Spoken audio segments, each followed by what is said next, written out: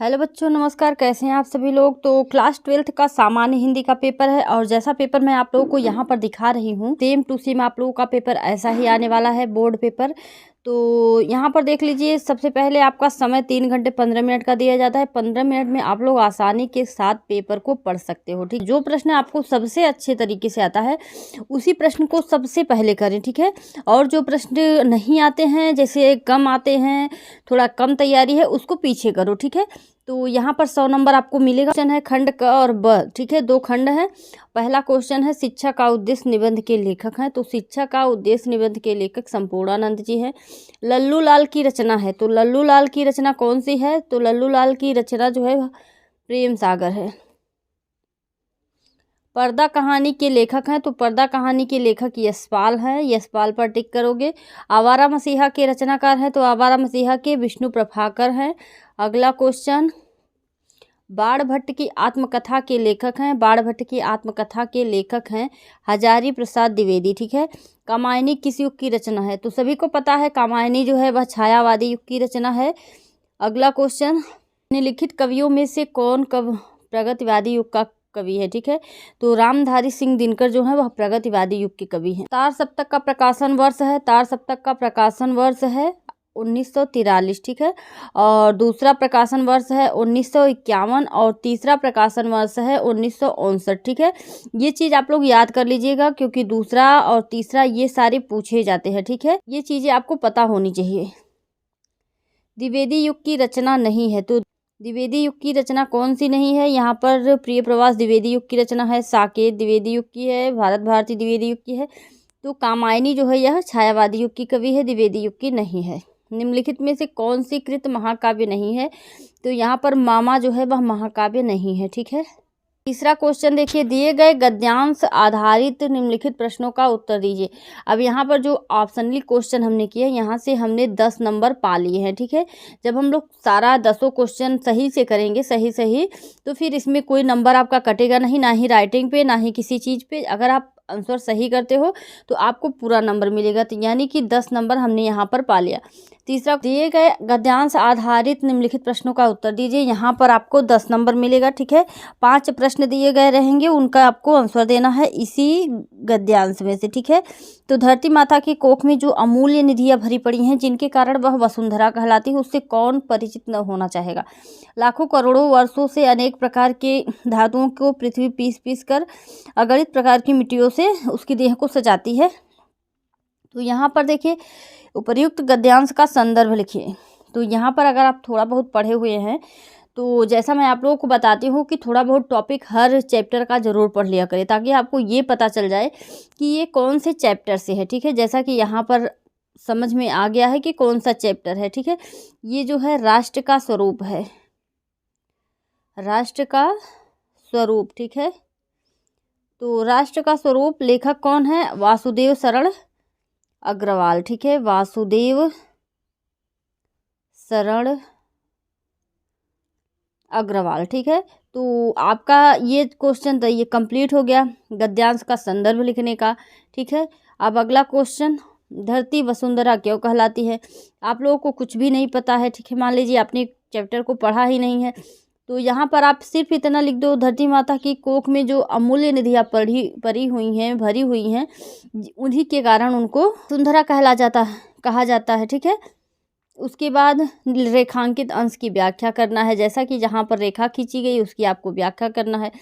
और पृथ्वी की देह को किसने सजाया है? तो पृथ्वी की देह को यहाँ पर देख सकते हैं, लाखों करोड़ों वर्षों से अनेक प्रकार की धातुओं को पीस कर अगणित प्रकार की मिट्टियों से पृथ्वी की देह को सजाया गया है। ठीक है, उसके बाद लास्ट क्वेश्चन, भावी आर्थिक अभ्युदय हेतु हमें क्या करना चाहिए? तो आप इस तरीके से लिखिए, भावी आर्थिक अभ्युदय हेतु हमें, ठीक है, उसके बाद यहाँ पर आ जाइए, हमें हमारे भावी आर्थिक अभ्युदय के लिए इन सब की जांच पड़ताल करनी चाहिए। ठीक है, यह आवश्यक है। अब मान लीजिए आपने राष्ट्र का स्वरूप बिल्कुल पढ़ा भी नहीं है, आपको कोई टॉपिक भी नहीं आता है, आप किसी क्वेश्चन का आंसर भी नहीं दे सकते हो, इतना आपको नॉलेज नहीं है। तो यहाँ पर देखिए, अथवा करके भी दिया है, इसको कर सकते हो, यहाँ पर भी आपको 10 नंबर मिलेंगे। ठीक है, तो अशोक एक ही करना है, ध्यान रखिएगा। अशोक का फूल उस मस्ती में हंस रहा है, पुराने चित्र से इसे देखने वाला उदास हो जाता है होता है। तो यहाँ पर आप देखोगे सीधे चैप्टर का नाम यहाँ पर दे दिया गया है, अशोक के फूल। ठीक है, और लेखक का नाम है हजारी प्रसाद द्विवेदी। ठीक है, हजारी प्रसाद द्विवेदी। तो आपको इतना पता चल गया। ठीक है, अब आपका पहला क्वेश्चन तो कंप्लीट हो गया, यानी 2 नंबर कंप्लीट हो गए। और रेखांकित अंश की व्याख्या कीजिए। व्याख्या आपको कर देनी है।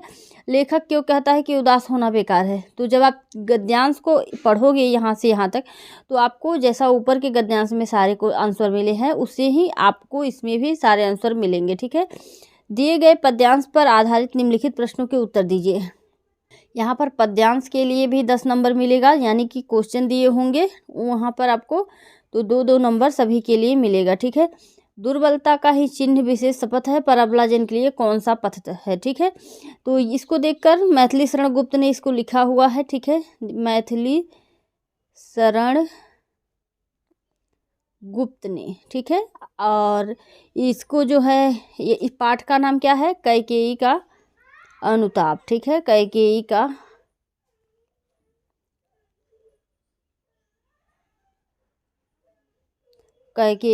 अनुताप। ठीक है, अब पहला क्वेश्चन तो आपका कंप्लीट हो गया है। दूसरा रेखांकित अंश की व्याख्या करना है।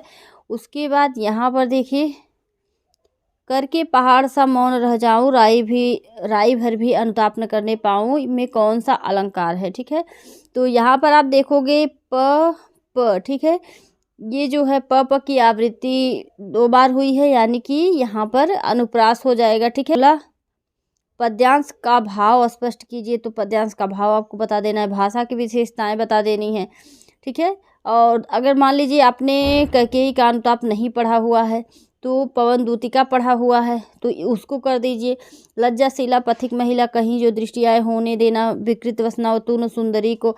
तो यहाँ पर जो है पवन दूती से राधा अपना संदेश कहती है कि अगर कहीं पर आपको लज्जाशील महिला दिख जाए और वह तो उसके वस्त्रों को तुम मत उड़ाना, अगर वह थकी हुई लगे तो उसको गोद में लेकर उसके थकान को मिटा देना।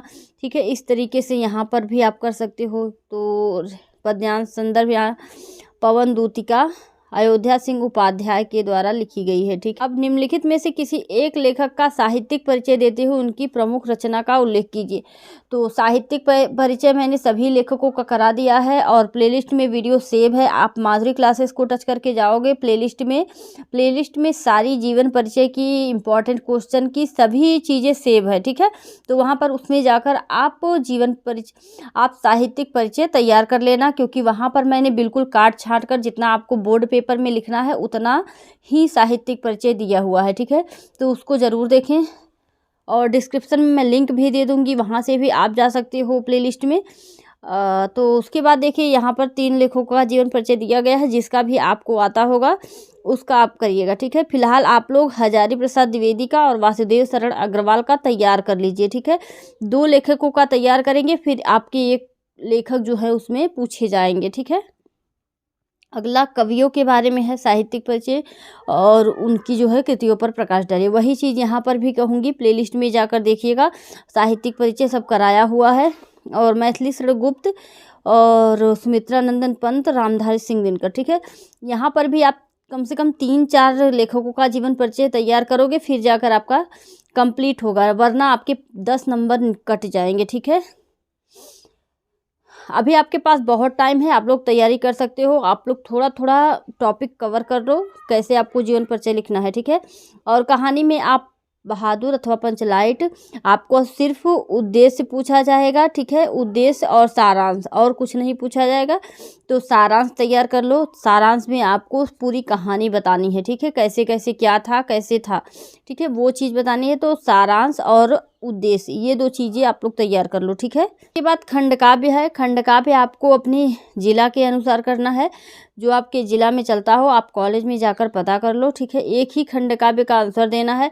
जैसे मान लीजिए श्रवण कुमार जिसका है, तो श्रवण कुमार आप देख रहे हो यहाँ पर 2 क्वेश्चन पूछे गए हैं, तो आपको सिर्फ एक का करना है।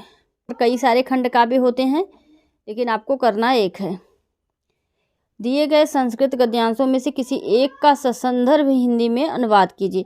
यहाँ पर 2 नंबर आपको संदर्भ के लिए मिलेगा, 5 नंबर आपको अनुवाद के लिए मिलेगा। ठीक है, तो महामना, वक्ता, धार्मिको, नेता, पटु, पत्रकाराश्चासीत, परमस्य सर्वोच्च गुणः जन सेवैव आसीत। ये देखकर आप समझ गए होंगे यह महामना मालवीय से है।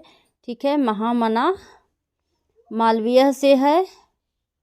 और पहले में संदर्भ में आपको सिर्फ पाठ का नाम लिखना होता है और उसके बाद अनुवाद हेडिंग डालोगे, अनुवाद में आप अनुवाद कर डालोगे। ठीक है, उसके बाद देखिए, अगर मान लीजिए महामना मालवीय आपने नहीं पढ़ा है तो अथवा करके भी यहाँ पर दिया हुआ है जातक कथा। ठीक है, हंसराज तदैव परीस मध्य आत्मनः भागिने पाप हंस पोतकाय दोहितर मक्षत मयूरो हंस पोतिकाय प्राप्य लज्जितः। ठीक है, यहाँ पर इसको कर डालिएगा।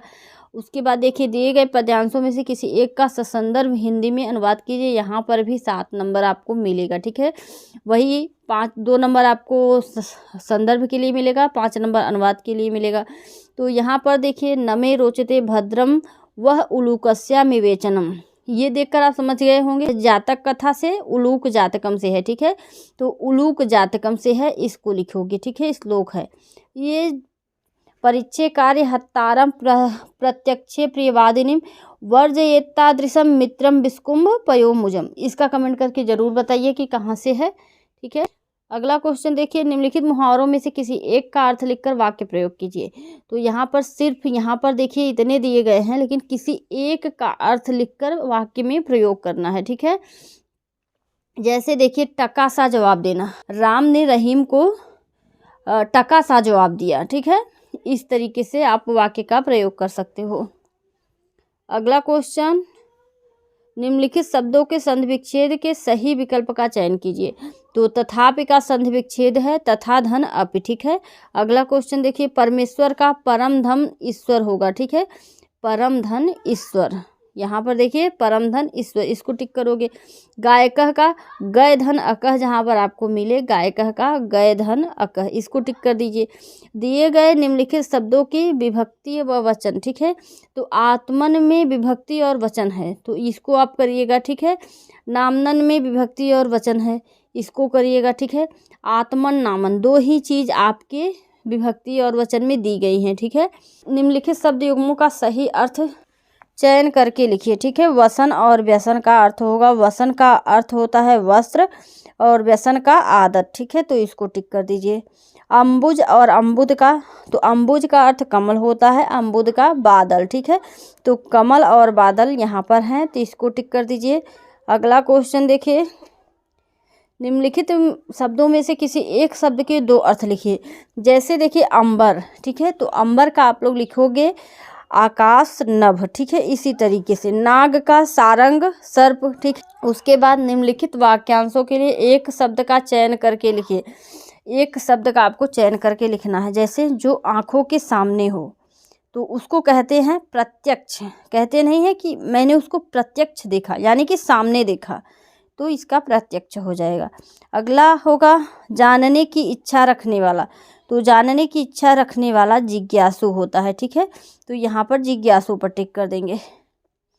उसके बाद निम्नलिखित में से किन्हीं 2 वाक्यों को शुद्ध करके लिखिए। ठीक है, यहाँ पर आपको 2 वाक्य शुद्ध करना है। जैसे तुम तो कुर्सी पर बैठे हैं, तो यहाँ पर तुम तो कुर्सी पर बैठे हो, इस सरोवर में अनेक फूल खिले हुए हैं, अनेक कमल के फूल खिले हुए हैं। ठीक है, इस तरीके से आप वाक्य का प्रयोग कर दीजिएगा। ठीक है, अगला रस छंद अलंकार। ठीक है, रस छंद अलंकार तीनों के आपको लक्षण एवं उदाहरण तैयार करने हैं। लक्षण या परिभाषा, लक्षण दोनों एक ही हैं। लक्षण, परिभाषा, अस्थाई भाव। ठीक है, 3 चीज़ें आपको तैयार करनी है, तीनों चीज़ें पूछी जा सकती हैं। तो अगला क्वेश्चन पत्र के लिए है, बैंक में खाता खोलने के लिए बैंक प्रबंधक को आवेदन प्रार्थना पत्र लिखिए। ठीक है, तो यहाँ पर आपको 6 नंबर मिलेंगे आपको पत्र लिखने के लिए। उसके बाद एक, अगर आपको मान लीजिए बैंक में खाता खोलने के लिए बैंक प्रबंधक को आवेदन पत्र लिखना नहीं आता है, तो शहर में फैली संक्रामक बीमारी की तरफ से जिला अधिकारी का ध्यान आकर्षित कराने के लिए आप पत्र लिखो। ठीक है, अब देखिए लास्ट क्वेश्चन जो है आपका निबंध के लिए। ठीक है, तो देश में बेरोजगारी की समस्या एक तो इस पर तो ज़रूर तैयार कर लीजिएगा। वृक्षारोपण का महत्व, ये भी बहुत ज़्यादा चल रहा है, ठीक है, इसको भी तैयार कर लीजिएगा। और लिखना आपको एक ही है, इतना ज़्यादा पूछा जाए भले, लेकिन आपको एक ही करना है। तो मान लीजिए आप विद्यार्थी और राजनीति पर कर रहे हो तो उसी पर कर देना, ठीक है। और एक विद्यार्थी और अनुशासन भी पूछा जाता है, ठीक है, उसको भी तैयार कर लीजिएगा, जिसके लिए आपको सबसे ज़्यादा नंबर मिलेगा। 9 नंबर बहुत नंबर होते हैं, तो उसको ज़रूर तैयार करिएगा। तो वीडियो अच्छा लगा हो तो लाइक ज़रूर करें और चैनल को सब्सक्राइब कर लीजिए, क्योंकि लगातार इस पर model paper, previous year paper, सभी क्वेश्चन पेपर, इंपॉर्टेंट क्वेश्चन सभी दिए जा रहे हैं। तो चैनल को सब्सक्राइब करना बिल्कुल ना भूलें। मिलते हैं नेक्स्ट वीडियो में। धन्यवाद।